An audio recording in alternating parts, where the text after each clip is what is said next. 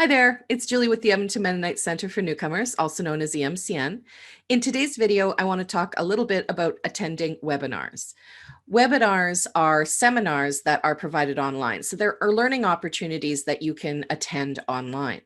Now, why am I talking about this? Recently, I actually attended one about social media trends, and it was free. It took about an hour, and I learned quite a lot from it. Now, some of us are finding that we still have a lot of time on our hands. Either you're not working or you're working from home and finding that you do have a little bit more downtime. And maybe you are feeling a little bit restless, and all of the other things that you're doing to occupy your time might not necessarily be as satisfying, and they might not really be things that are moving you forward. So, I'm going to talk a little bit about how to find some interesting webinars, especially free ones, and why that might be a nice opportunity for you to do something a little bit different. And it may also be those sorts of things that you can add to your resume so that when you are back looking for work or pursuing maybe advancing in your career, it might be something that could help you. Taking advantage of these learning opportunities allows you to use your time productively.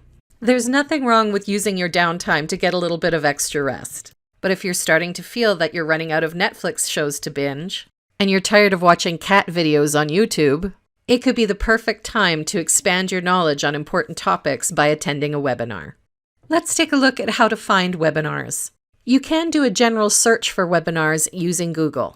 However, if there's a particular topic you're interested in, be very specific about it in your search. You don't have to limit yourself just to webinars that are from your location, but it is important to understand that certain topics differ from place to place.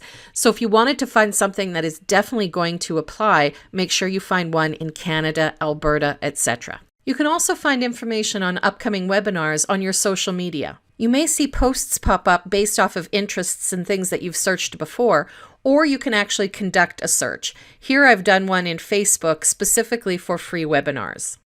Now let's take a look at what you need to do to sign up for and attend a webinar.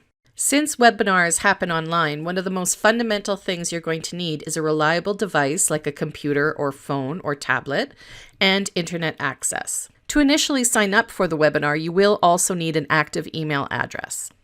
Before you sign up for any webinar, it's a good idea to research the organization that's giving it and perhaps read reviews of people who've taken previous webinars. When registering, you will have to provide some basic information about yourself. There are a lot of webinars that you may have to pay for, but I encourage you to look for ones that are free.